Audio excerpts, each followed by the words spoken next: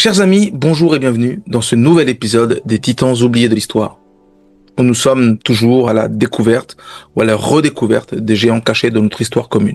Alors quand je dis commune, c'est vraiment non pas simplement pour les Africains ou les Africains descendants, mais pour tous ceux qui souhaitent comprendre comment notre histoire s'est façonnée de manière universelle. Et depuis l'épisode avec Thomas Sankara, nous avons tenté d'offrir une revue complète du panafricanisme en faisant des portraits sur des personnages clés. Nous avons notamment commencé avec Thomas Sankara et pour donner une vue du drame politique afro-européen, et nous avons élargi ce contexte avec une vue afro-américaine. Nous avons notamment fait le portrait du docteur Martin Luther King Jr. Maintenant, c'est vrai que ce portrait serait incomplet, cette vision d'ensemble serait incomplète si nous n'abordions pas un personnage très important qui était Malcolm X. Ok, donc Malcolm X est un personnage particulièrement fascinant parce que dans son évolution, il y a une évolution de sa pensée qui l'a amené vers une vue, on va dire, structurelle de l'humanité, de l'unité, qui était très différente de ce qu'il ressentait ou la vision qu'il avait au départ. Donc effectivement, Malcolm X, c'est ce titan combattant qui a compris que, encore une fois, comme vous le voyez, nous pénétrons dans les ombres de notre passé où la brillance demeure dissimulée par le temps. Aujourd'hui encore, nous faisons revivre l'héritage de ceux qui ont façonné notre monde, mais qui ont disparu ou qui ont pris un détour de notre mémoire collective. Des laboratoires de scientifiques méconnus aux ouvrages poussiéreux de chercheurs négligés, en passant par les hommes politiques et les activistes sociaux. Nous parcourons les continents et les siècles afin de révéler les vies extraordinaires que l'histoire a omises. Donc, il est important de préciser pourquoi Malcolm X est un personnage si intéressant. Parce que l'évolution de sa pensée est effectivement très prenante, mais qui n'a finalement jamais altéré son engagement à garantir que les personnes noires puissent retrouver leur dignité et leur autodétermination, quel que soit leur lieu de résidence. En Amérique, notamment, où ça a commencé là où il vivait, en Europe et même en Afrique. Il a effectivement parcouru l'Afrique afin d'observer les similitudes entre le régime colonial et le racisme institutionnalisé aux États-Unis, et aussi la discrimination qui en découlait, qui constituent en réalité des aspects d'une même problématique, parce que cette problématique du racisme, de la discrimination envers les Noirs a toujours existé. Elle existe toujours, notamment de manière très importante dans certains pays qui sont emblématiques de cela, la France étant un de ceux-là, mais également les États-Unis. Il a établi publiquement un lien entre l'oppression raciale et le capitalisme, en observant que pour accéder à la liberté, les Africains et les descendants d'Africains devraient finalement s'inspirer des révolutions chinoises et cubaines afin de permettre à tous les pays africains de se libérer du colonialisme. Malcolm X a effectivement entrepris un voyage africain d'une grande importance en 1964, au cours duquel il visita plusieurs pays, notamment l'Égypte, le Ghana, la Tanzanie et le Kenya. Dans ces pays, il a eu l'occasion de rencontrer un large éventail d'intellectuels, ainsi que des personnalités politiques éminentes, alors que cette dimension internationale était essentielle à sa nouvelle ligne de pensée. Aujourd'hui, nous commémorons Malcolm X, un homme qui avait de forts principes, qui a compris que l'humanité nécessitait une approche différente pour s'élever. Il était nécessaire que tous les membres de cette famille terrienne, de cette famille issue de cette jolie planète bleue, indépendamment de leur couleur ou origine, soient libres et respectés pour ce qu'ils étaient. Exactement ce que le docteur Martin Luther King Jr. Affirmait, c'est que nous devrions être jugés non pas sur notre couleur de peau, notre origine, mais plus sur la somme de notre caractère. Un tel combat constituerait naturellement une lutte prolongée au cours de laquelle lui-même et d'autres devraient risquer leur vie et naturellement la perdre. Cependant, afin d'internationaliser cette lutte, il lui était nécessaire d'accomplir ce travail dans son propre pays d'abord, les États-Unis, avant d'apporter son aide à ses frères au Congo, au Burkina Faso, au Sénégal, en Côte d'Ivoire, au Cameroun.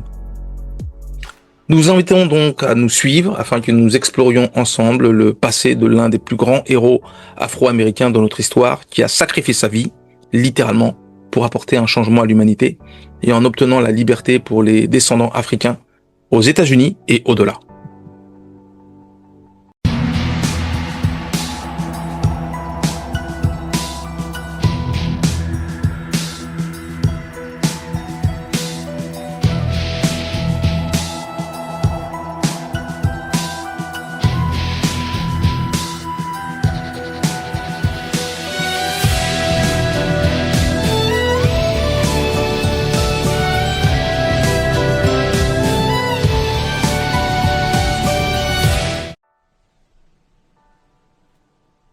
Alors, chers amis, pour ceux qui me suivent au sein des autres séries Missing 411 et Skinwalker Ranch, ils savent que je me sers du préambule comme d'un moyen de lancer le sujet de manière vaste, mais je vais me restreindre pour la série Titan de l'Histoire, je me restreins à quelque chose de plus court. Donc on va commencer le préambule mais sur quelque chose de beaucoup plus synthétique que ce que je réalise avec Titan de l'Histoire ou Missing 411 ou bien Skinwalker Ranch. Donc, encore une fois, bienvenue de nouveau dans ce nouvel épisode des Titans de l'Histoire, où nous rendrons hommage à ceux qui ont tout risqué finalement pour transformer le monde. Aujourd'hui, nous dirigeons notre attention vers Malcolm X, ce révolutionnaire afro-américain, ministre musulman et ardent défenseur de l'émancipation des Noirs. Contrairement à Martin Luther King Jr., Malcolm X a initialement émergé en tant que porte-parole d'une association de résistance militante musulmane. Cependant, son parcours témoigne d'une transformation profonde qu'il a finalement rapproché des idéaux d'unité et de non-violence qui étaient chers au docteur Martin Luther King Jr.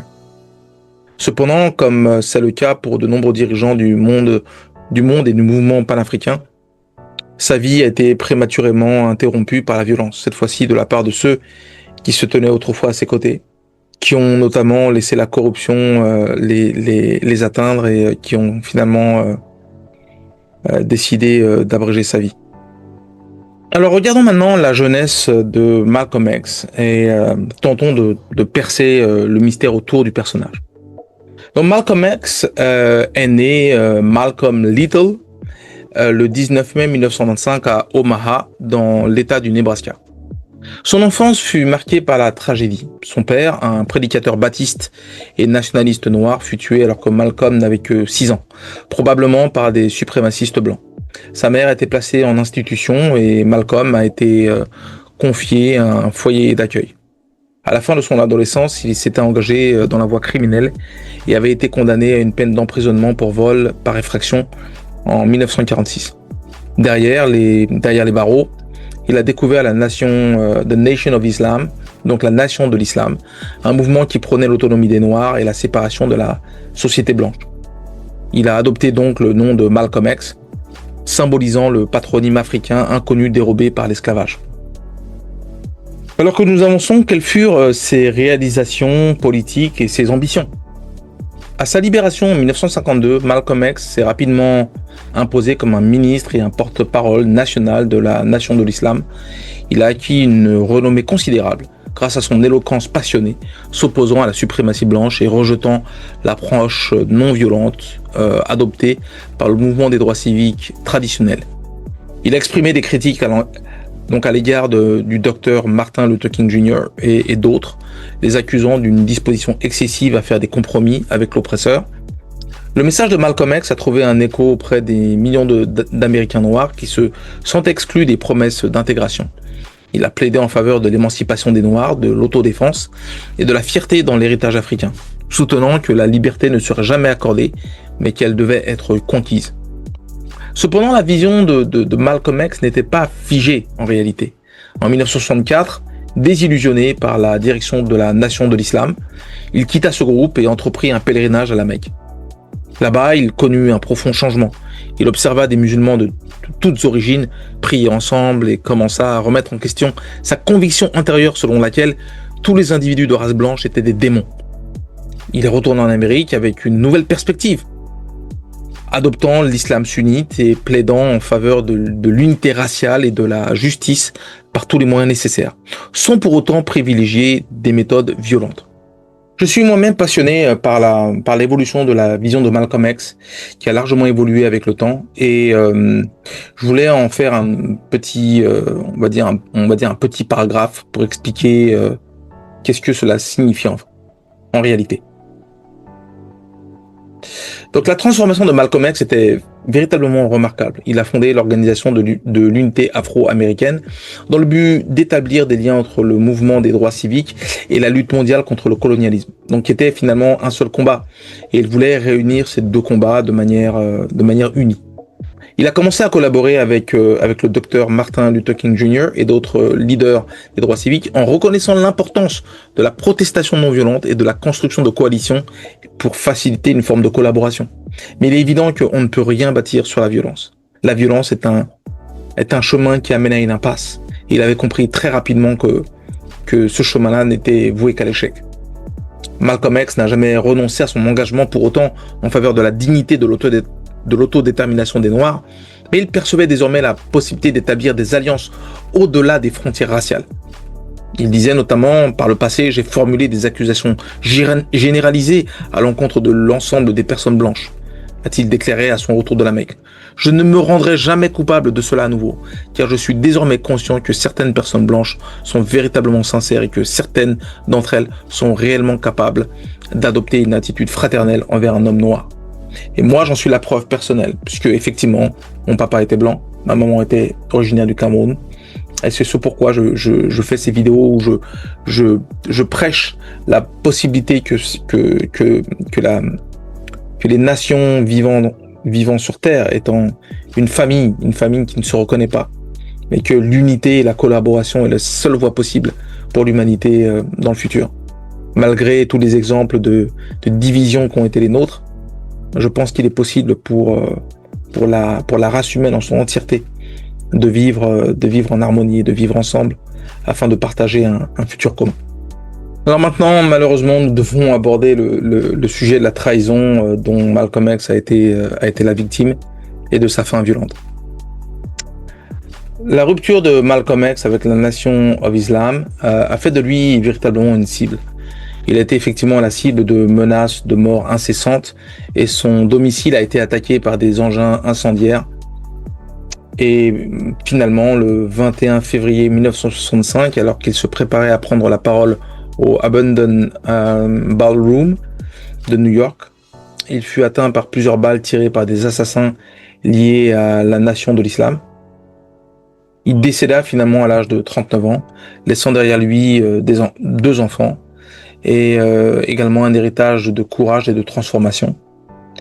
Les circonstances de son décès demeurent entourées de controverses avec des spéculations persistantes concernant l'implication des forces de l'ordre et d'autres intérêts puissants comme le FBI, la CIA et autres. Cependant, il était indéniable que Malcolm X, à l'instar de Patrice Lumumba et de Thomas Sankara, a été assassiné par ceux qui le percevaient comme un danger pour leur pouvoir, y compris au sein de sa propre communauté. Donc c'est toujours les gens les plus proches qui sont finalement les plus capables de vous trahir ou de vous faire du mal. Et c'est exactement ce qui s'est passé avec Patrice Lumumba et Mobutu Sese Seko, mais également la même chose s'est reproduite avec Thomas Sankara et Blaise Compaoré. Parlons maintenant de choses un peu plus gaies, on peut parler de son héritage et de son influence. L'héritage de Malcolm X est aujourd'hui considérable. Il est commémoré en tant que symbole de fierté noire, de respect de soi et de la revendication inébranlable de la justice. Son autobiographie, rédigée en collaboration avec Alex Haley, demeure un classique de la littérature américaine et constitue une source d'inspiration pour les militants à travers le monde. De nos jours, Malcolm X et le docteur Martin Luther King Jr. ne sont plus perçus comme des opposés, mais plutôt comme des forces complémentaires dans la lutte pour la libération des Noirs. Le mouvement Black Lives Matter, par exemple, s'inspire de leur héritage respectif, alliant la vision de la protestation non violente du docteur Martin Luther King Jr. à l'insistance de Malcolm X sur la dignité radicale et l'autodéfense. Chers amis, donc nous atteignons notre conclusion, une partie que j'apprécie puisque je reprends des éléments du personnage que je traite et j'y amène toujours une touche un petit peu personnelle. Donc on peut dire effectivement que le parcours de Malcolm X, passant d'un fervent défenseur de l'émancipation des Noirs à un visionnaire de l'unité mondiale, illustre l'essence de la lutte panafricaine ainsi que la quête plus large de la dignité humaine. À l'instar de Patrice Lumumba, Thomas Sankara et Martin Luther King Jr., il a osé contester l'ordre établi et a payé le prix malheureusement ultime que d'autres ont payé. Cependant, ces idées perdurent, nous rappelant que la véritable libération nécessite à la fois du courage et une disposition à évoluer, dans sa perception des choses et dans sa conscience également. Malcolm percevait que la véritable liberté ne se limite pas à la libération d'un seul peuple, mais concerne l'élévation de l'ensemble de l'humanité. Et à chaque fois que je change mes perceptions, les perceptions de l'autre doivent également changer. Donc c'est à la fois mon comportement qui doit amener ce changement. Ce que je souhaite vous transmettre à travers à travers ce message-là, c'est la chose suivante. Les luttes de Malcolm X, du docteur Martin Luther King Jr., de Patrice Lumumba, de Thomas Sankara et de Nelson Mandela que nous traiterons dans 2 semaines, et de nombreux autres personnages que je ne pourrais pas aborder tout le monde, mais j'ai abordé les personnages principaux. En fait, il faut comprendre que leurs visions n'ont jamais été uniquement centrées sur les personnes noires ou les Africains. Ça commence par là, mais ça s'étend de manière exponentielle. Parce que cela concernait chacun d'entre nous. Que vous soyez métis, comme moi, que vous soyez asiatique, que vous soyez amérindien, que vous soyez indien d'Inde, que vous soyez blanc, irlandais, portugais, espagnol, ça touche tout le monde. Parce qu'effectivement, le droit de l'humanité à vivre libre de toute oppression, racisme et division, c'est un droit fondamental. Vivre loin de toute forme de discrimination. Moi, je ne parle pas de mon cas, mais il n'y a pas de mots pour expliquer le niveau de discrimination que les personnes de descendance africaine subissent dans le monde de nos jours. Tant dans la recherche d'emploi que dans d'autres choses, que dans la création d'entreprises ou la recherche d'opportunités. La majorité des choses, en fait, sont effectivement non accessibles pour les personnes d'origine africaine. Et c'est ce qui est terrible. Car si nous permettons que le racisme, la discrimination, qui ne sont finalement que le résultat de l'esclavage ou le colonialisme, si on permet que cela définisse le monde pour un groupe donné, nous ouvrons la voie à un retour de ces mêmes forces, sous de nouvelles formes, à l'encontre de quiconque, indépendamment de sa race, de son origine ou de ses croyances. Aujourd'hui, on voit en France que l'on cible les musulmans de manière excessive. Moi, je ne dis pas de quelle religion je suis un croyant. Peu importe ce que je suis, je peux être juif, je peux être chrétien, je peux être musulman, mais la façon dont on cible un pan de l'humanité parce qu'ils ont une croyance, est-ce normal? Moi, je me battrai toujours contre toute forme d'injustice. Si cette injustice frapperait les bouddhistes, je me lèverais de la même façon. Et tout cela est anormal. Car l'unité, l'amour et la foi ne sont pas de simples idéaux. Ils représentent le seul véritable chemin à suivre pour notre espèce, pour la race humaine. Lorsque nous nous percevons comme membres d'une même famille humaine, nos différences se transforment en source de force et non en motif de division. Vous rendez-vous compte la beauté que nous avons sur cette planète, la richesse de diversité, de points de vue, de culture gastronomique, de culture dans l'art, dans la poésie, dans la musique. Ce que nous avons comme richesse, c'est incroyable. Et c'est quelque chose qui devrait être cultivé en réalité. Et non pas discriminé ou pointé du doigt comme étant non acceptable. Et en fait, l'héritage de Malcolm X et de tous ceux qui ont lutté pour la justice nous rappelle que la quête de la liberté est universelle. Et cela s'applique à chacun d'entre nous. Et même si demain nous devenions une race interplanétaire et que nous avions des échanges avec des races d'autres planètes, qu'est-ce que cela changerait? La quête de la liberté est toujours une quête universelle pour chacun d'entre nous, qu'il vive sur cette planète ou qu'il vive ailleurs. Elle nous incite à nous unir et à nous apprécier mutuellement, malgré nos différences, et à œuvrer pour la création d'un monde où chaque individu est respecté pour ce qu'il est et pour la somme de son caractère. Exactement ce que le docteur Martin Luther King Jr. mettait en avant. D'où l'idée de la non-violence. Si je considère l'autre comme étant mon égal, comment puis-je lui faire du mal? Comment puis-je porter la main sur lui? Comment puis-je prendre le temps de l'insulter ou de l'humilier? Toutes ces choses-là sont anormales.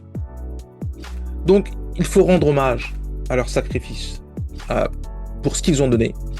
Parce que, en vérité, ils nous ont laissé un héritage, et un héritage qui est fantastique, car nous devrions œuvrer ensemble à la construction d'un monde meilleur, d'un monde vraiment inclusif, où chacun pourrait retrouver sa place, peu importe sa différence, à la fois différence de son origine, ses religions et également sa couleur de peau.